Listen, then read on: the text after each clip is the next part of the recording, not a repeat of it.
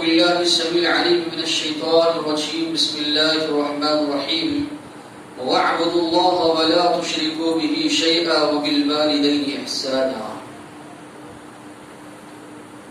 تمام قسم کی تعریفات، حمد و ثنا، کبریائی، بڑائی، تقدس اللہ وحدہ لا شریک له لائق و زیبا ہے، جو ساری کائنات کا یکا و تنہا خالق مالک پروردگار ہے، جس کی نعمتیں، رحمتیں، برکتیں ہم پر اتنی زیادہ ہے، جس کا ہم جتنا بھی شکر گزار ہے کم ہے.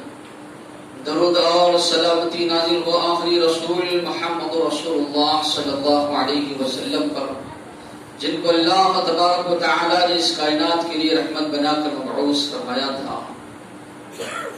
محترم حضرات، اسلامی خواتین، جو آیت میں نے تلاوت کی، اللہ تبارک و تعالی نے اس آیت میں فرمایا وَاعْبُدُوا اللَّهَ وَلَا تُشْرِكُوا بِهِ شَيْئًا. عبادت کرو، بندگی کرو اللہ کی، اس کے ساتھ کسی کو شریک نہ ٹھہراؤ.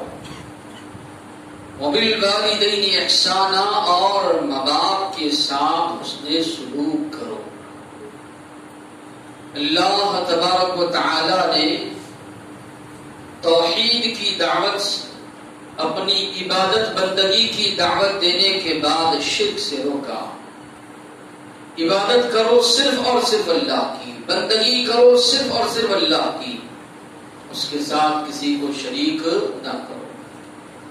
وہی عبادت اللہ کے نزدیک قابل قبول ہے جس عبادت میں شرک کا شائبہ یا شرک کی ملاوٹ نہ ہو. اس لیے اللہ نے کہا بندگی کرو صرف اللہ کی، اس کے ساتھ کسی کو شریک نہ ٹھہراؤ. اس کے فوراً بعد اللہ نے کہا وَبِالْوَالِدَيْنِ إِحْسَانًا، اور اپنے ماں باپ کے ساتھ حسن سلوک کرو. اللہ مسبب الاسباب ہے، اسباب کو پیدا کرنے والا ہے. انسان کے لیے، انسان جب اس دنیا میں آتا ہے، ذریعہ اللہ تبارک و تعالی نے ماں باپ کو بنایا. اللہ تبارک و تعالی اس کائنات کا رب العالمین ہے، یعنی پالنہار ہے، لیکن پالنے کا، پرورش کا ذریعہ اللہ تبارک و تعالی نے جو ہے ماں باپ کو بنایا. اللہ تبارک و تعالی نے سورہ بنی اسرائیل میں بڑے بہترین انداز میں حکم دیا ماں باپ کے ساتھ اس نے سلوک کرنے کا، ماں باپ کے ساتھ اچھا برتاؤ کرنے کا. اللہ نے فرمایا وَقَضَىٰ رَبُّكَ أَلَّا تَعْبُدُوا إِلَّا إِيَّاهُ، تمہارے رب نے یہ فیصلہ کیا ہے کہ عبادت اور بندگی صرف اور صرف اللہ کی کرو. وَبِالْوَالِدَيْنِ إِحْسَانًا، اور اپنے ماں باپ کے ساتھ اس نے سلوک کرو. اور فکر کرنے کی بات یہ ہے، الفاظ جو قرآن کے، اللہ نے جو الفاظ استعمال کیے، انسان کو اختیار اللہ نے نہیں دیا کہ انسان یہ کرے تو بھی چلے گا یا نہیں کرے تو بھی جائز ہے. نہیں، اللہ نے کہا یہ اللہ کا فیصلہ ہے اور فیصلہ انسان کو ماننا ہے. اسی فیصلے کے مطابق ایک مسلمان کو زندگی گزارنی ہے. اللہ کے فیصلے کا انکار ہم نہیں کر سکتے، اللہ کے فیصلے کی خلاف ورزی ہم نہیں کر سکتے. کیا فیصلہ اللہ نے کیا ہے؟ اللہ نے پہلا فیصلہ یہ کیا عبادت اور بندگی کرو صرف اور صرف اللہ کی. دوسرا فیصلہ اللہ نے یہ سنایا اپنے ماں باپ کے ساتھ، اپنے والدین کے ساتھ اس نے سلوک کرو. اللہ نے اختیار نہیں دیا، فیصلہ اللہ نے کر دیا کہ عبادت اور بندگی صرف اور صرف اللہ کی. والدین کے ساتھ اس نے سلوک کیا جائے. دونوں آیتوں میں آپ غور کیجئے، اللہ نے اپنی عبادت کے بعد، اپنی بندگی کے بعد فوراً جو تذکرہ کیا، ماں باپ کے ساتھ اس نے سلوک کا تذکرہ اللہ نے کیا.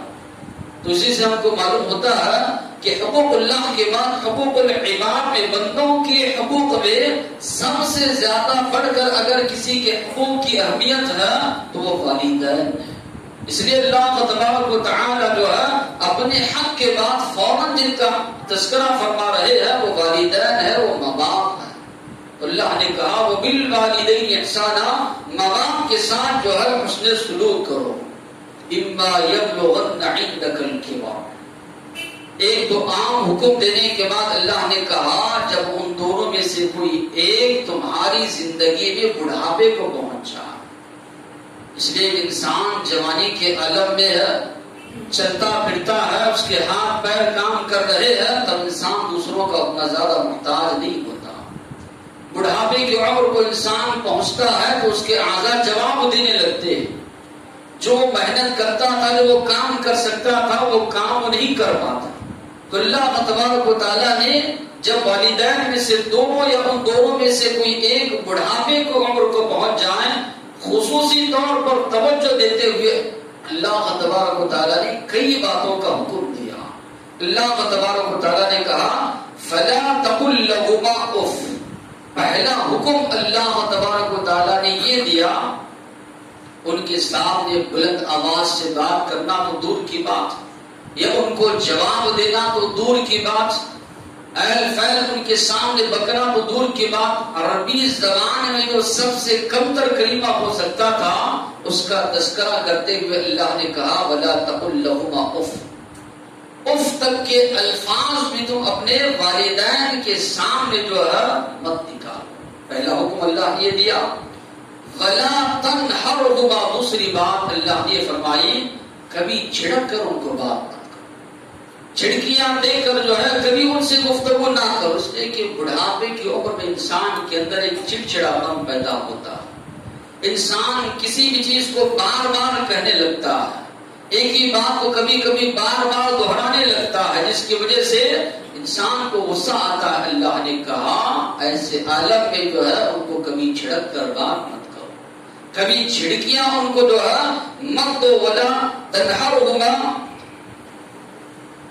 وقل لهما قولا کریما، تیسری بات اللہ نے یہ فرمائی ان کے ساتھ جو گفتگو کا انداز ہو کریمانہ انداز ہو، اچھے انداز سے ماں باپ کے ساتھ جو ہے اللہ نے کہا گفتگو کرو۔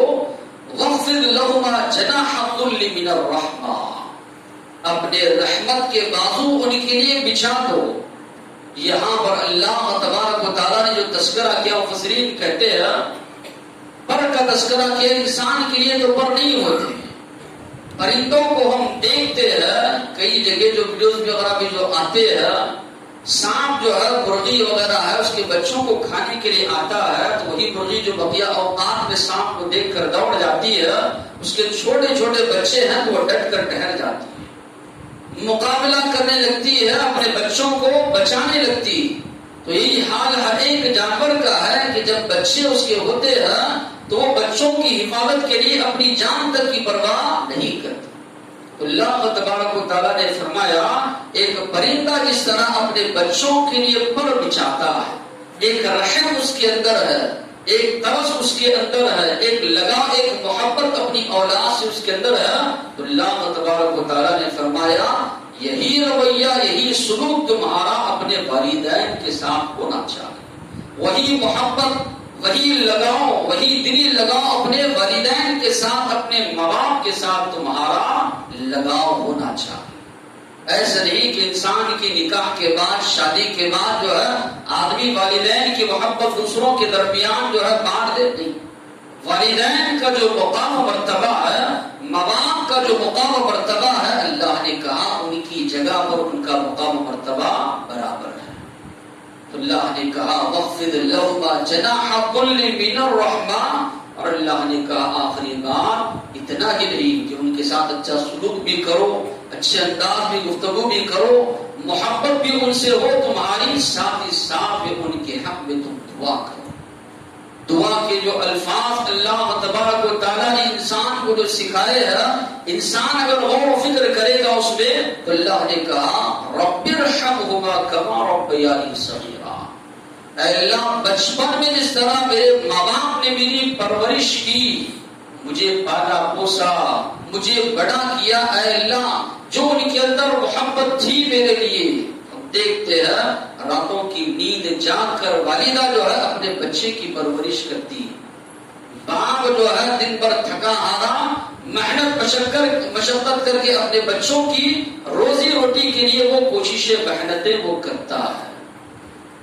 اللہ تبارک و تعالیٰ نے فرمایا جیسے بچپن میں اے اللہ تبارک و تعالیٰ انہوں نے ہماری پرورش کی، اولاد اگر بیمار ہو جائے والدین کو چین نہیں آتا، سکون کی نیند ان کو نہیں آتی، ان کے چین سکون جو ہے اڑ جاتا ہے اگر اولاد بیمار ہو۔ اللہ نے کہا یہی طرز تمہارے اندر ہونا چاہیے جب تمہارے والدین بڑے، جب تمہارے والدین جو بڑھاپے کو پہنچ جائیں تو دیکھو تم اپنے بچوں کی بھی پرورش کرتے ہو، کیا تمہارا لگاؤ ہے بچوں کے ساتھ، کیا تمہاری محبت ہے اولاد کے ساتھ، وہی لگاؤ وہی محبت جو ہے ماں باپ کے ساتھ تمہاری ہونی چاہیے۔ اللہ نے کہا قل رب ارحمہما کما ربیانی صغیرا، اے اللہ بچپن میں جس طرح پال پوس کر انہوں نے بڑا کیا ہے اسی طرح اے اللہ ان کے ساتھ تو رحم و کرم کا معاملہ فرما۔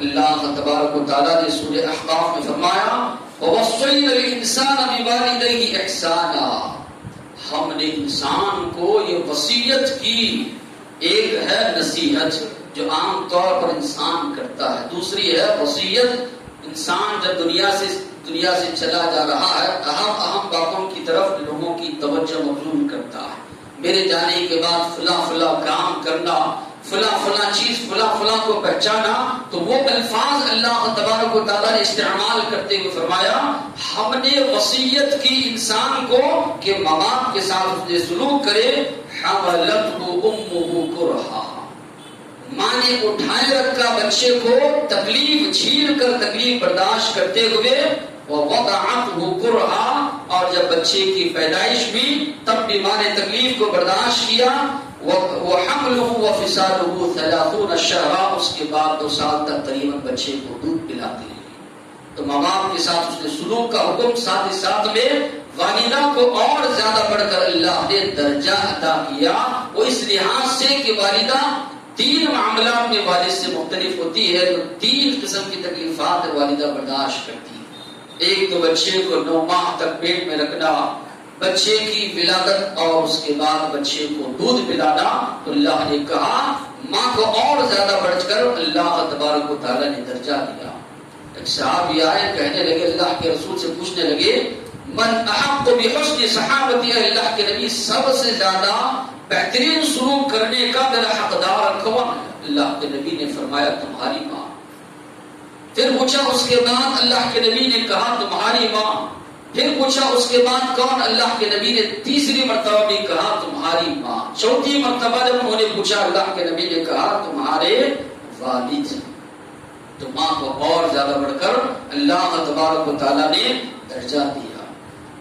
اللہ کے نزدیک جو اعمال پسندیدہ ہیں، جن اعمال کو اللہ پسند کرتا ہے ان میں سے والدین کے ساتھ اس نے سلوک کرنے کا عمل بھی اللہ کے نزدیک بہت زیادہ پسندیدہ ہے۔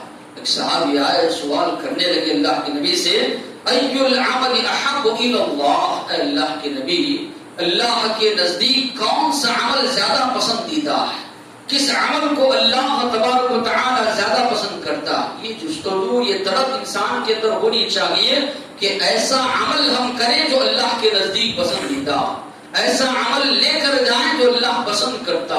تو اللہ کے رسول نے کہا الصلاۃ لوقتها، نماز کو وقت پر ادا کرنا یہ عمل اللہ کے نزدیک پسندیدہ۔ ایسا نہیں کہ آپ کام میں مشغول ہو، کام وغیرہ نمٹا کر بعد میں نماز پڑھیں گے، نماز کو آپ اہمیت نہیں دے رہے، اللہ کے پاس بھی آپ کے عمل کی کوئی اہمیت نہیں۔ آپ سارے اعمال میں نماز کو اہمیت دے رہے ہیں، سب سے پہلے اس کو وقت پر ادا کر رہے ہیں، بعد میں دیگر اعمال، تو یہ عمل اللہ کو سب سے زیادہ پسندیدہ ہے۔ عمر فاروق رضی اللہ عنہ اپنے عمال جن کو انہوں نے گورنر مقرر کیا تھا یہ خطوط لکھتے تھے تمہارے اعمال میں سب سے زیادہ میرے نزدیک جس چیز کو اہمیت ہے وہ نماز۔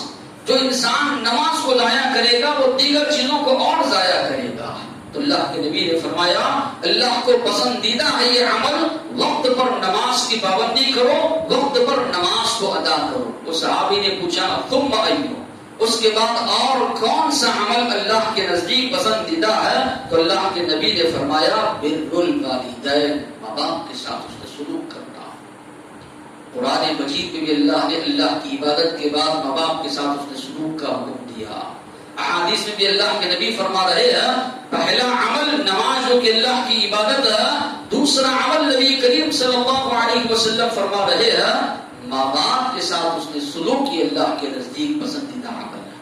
پھر اس صحابی نے پوچھا اور کون سا عمل؟ تو اللہ کے نبی نے کہا جہاد فی سبیل اللہ۔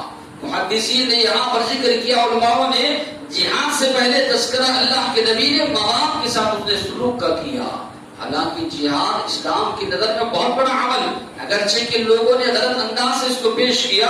جہاد کا معنی یہ نہیں ہے کہ کسی کو مارنا کاٹنا نہیں، جہاد کا مفہوم جو اسلام نے قرار دیا ہے کہ اعلاء کلمت اللہ، کہ ہر جگہ اللہ کی توحید کو عام کیا جائے، اس درمیان میں کوئی بھی رکاوٹ پیدا نہیں کر رہا ہے تو کسی سے اختلاف ہم کو نہیں۔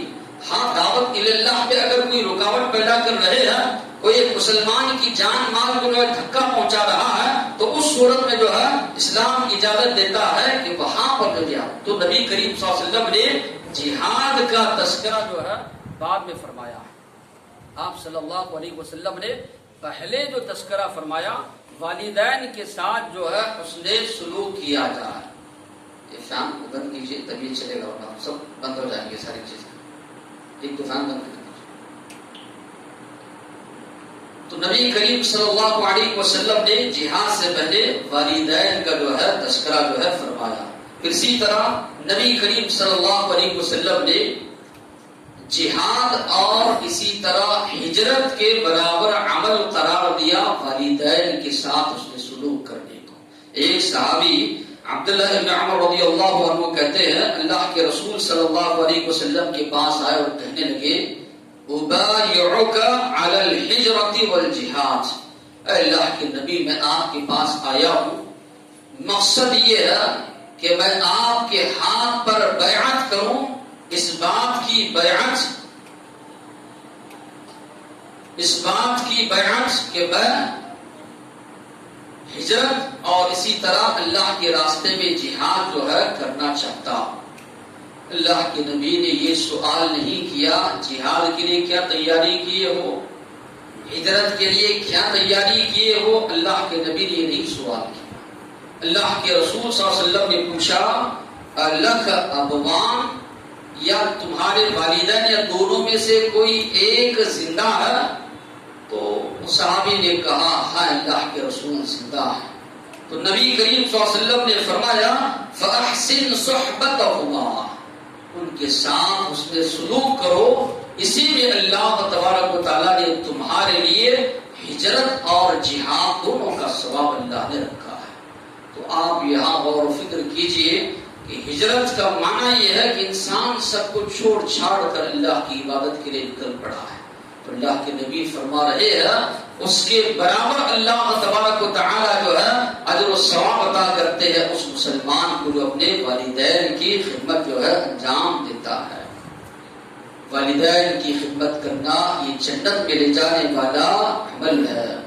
معاویہ بن جاہمہ رضی اللہ عنہ فرماتے ہیں میرے والد جاہمہ رضی اللہ عنہ اللہ کے نبی کے پاس گئے، کہنے لگے اے اللہ کے نبی آپ سے میں مشورہ کرنے کے لیے آیا ہوں، جہاد کے لیے اے اللہ کے نبی میں جو ہے نکلنا چاہتا ہوں۔ تو نبی کریم صلی اللہ علیہ وسلم نے فرمایا کیا تمہارے ماں باپ زندہ ہیں؟ تمہارے ماں باپ بقید حیات ہیں؟ صحابی نے کہا ہاں اے اللہ کے نبی۔ تو آپ صلی اللہ علیہ وسلم نے فرمایا الزمہما فإن الجنة تحت ارجلہما، ان دونوں کو لازم پکڑو اس لیے کہ اللہ نے جنت ان دونوں کے پیروں کے نیچے اللہ تبارک و تعالیٰ نے رکھی ہے۔ تو یہاں بھی غور و فکر کرنے کی بات یہ ہے والدین کے ساتھ اس نے سلوک کو اللہ کے رسول صلی اللہ علیہ وسلم نے جنت میں لے جانے والا عمل بتایا۔ ابو ہریرہ رضی اللہ عنہ فرماتے ہیں اللہ کے نبی نے فرمایا رغم انفہ، اس آدمی کی ناک خاک آلودہ ہو، وہ آدمی مٹی میں مل جائے، وہ آدمی مٹی میں مل جائے۔ صحابہ نے سوال کیا کون اللہ کے نبی جس کے بارے میں آپ کہہ رہے ہیں کہ وہ آدمی وہ شخص مٹی میں مل جائے، کون وہ آدمی ہے، کون وہ بد نصیب ہے؟ تو نبی کریم صلی اللہ علیہ وسلم نے فرمایا وہ آدمی جو اپنے ماں باپ یا دونوں میں سے کسی ایک کو بڑھاپے میں پاتا ہے پھر بھی جنت وہ حاصل نہیں کرتا. تو اللہ کے نبی نے کہا وہ انسان خاک آلود ہو، مٹی میں مل جائے، جو والدین میں سے دونوں میں یا کسی ایک کو پاتا ہے اور ان کی خدمت نہ کر کے جنت کے بجائے وہ جہنم میں چلا جاتا ہے. ماں باپ کے ساتھ اس نے سلوک کو گناہوں کے کفارے کا ذریعہ بتایا گیا ہے. ماں باپ کے ساتھ ایک مسلمان اس نے سلوک کرتا ہے تو اللہ کے نبی نے فرمایا اس کے گناہ اللہ معاف کرتے ہیں. صحابی اللہ کے نبی کے پاس آئے، کہنے لگے اے اللہ کے نبی مجھ سے کبیرہ گناہ، بہت بڑا گناہ سرزد ہوا ہے، کیا میرے گناہ کی معافی کی کوئی شکل ہے؟ اللہ میرے گناہ کو معاف کر دے، بخش دے، کوئی شکل ہے؟ اللہ کے نبی نے پوچھا تمہاری والدہ زندہ ہیں؟ صحابی نے کہا نہیں اللہ کے نبی. کہا تمہاری خالہ زندہ ہے؟ صحابی نے کہا ہاں اللہ کے نبی. جاؤ ان کے ساتھ اس نے سلوک کرو، اللہ تمہارے گناہ کو معاف کر دے گا، اللہ تمہارے گناہ کو بخش دے گا. اندازہ لگائیے جہاں پر عبادات کے بارے میں اللہ کے نبی نے تذکرہ کیا، نماز پڑھنے سے مسلمان کو نیکیاں بھی ملتی ہے، گناہ بھی معاف ہوتے ہیں، تو حقوق العباد میں والدین کے تعلق سے اللہ کے نبی نے کہا کہ مسلمان اگر ان کے ساتھ اچھا سلوک، اچھا برتاؤ کرتا ہے، جہاں نیکیاں اللہ تبارک و تعالی عطا کرتے ہیں، اللہ کے نبی نے فرمایا وہیں پر اللہ تبارک و تعالی گناہوں کو بھی جو ہے بخش دیتے ہیں. اللہ کے نبی نے فرمایا اللہ کی رضامندی ماں باپ کو راضی کرنے دے. اللہ اس بندے سے راضی نہیں ہوگا جس بندے سے اس کے ماں باپ ناراض. وہ بندہ اللہ کو راضی نہیں کر سکتا جو بندہ اپنے ماں باپ کو ناراض کرنے والا ہے. اللہ کے نبی نے فرمایا رضا اللہ فی رضا الوالدین، اللہ کی رضامندی ماں باپ کی رضامندی میں ہے، اللہ کی ناراضگی ماں باپ کی ناراضگی میں ہے. معنی یہ ہوا اللہ کو خوش کرنے کا ذریعہ ایک اللہ کے نبی نے ماں باپ کو خوش کرنا، ماں باپ کو راضی کرنا اللہ کے رسول نے بتایا. کون بندہ نہیں چاہتا کہ اس کے رزق میں اضافہ ہو، اللہ اس کی عمر میں برکت عطا کرے. اللہ کے نبی نے فرمایا کہ وہ مسلمان من سرہ، جس کو یہ بات اس بات سے خوشی ہوتی ہے اللہ اس کے رزق میں اضافہ کرے، جس کو اس بات سے خوشی ہوتی ہے کہ اللہ اس کی عمر میں اضافہ کرے، چاہیے کہ وہ اپنے ماں باپ کے ساتھ اس نے سلوک کرے، رشتہ داروں کے ساتھ اس نے سلوک کرے. تو اللہ نے فرمایا، اللہ کے رسول نے رزق میں بڑھوتری چاہتے ہو، عمر میں برکت چاہتے ہو، اپنے والدین کے ساتھ، اپنے رشتہ داروں کے ساتھ اس نے سلوک کرو، اللہ تمہارے رزق میں بھی اضافہ کرے گا، اللہ تبارک و تعالی تمہاری عمر میں بھی برکت جو ہے عطا فرمائے گا. اللہ کے نبی نے فرمایا ماں باپ کے ساتھ اس نے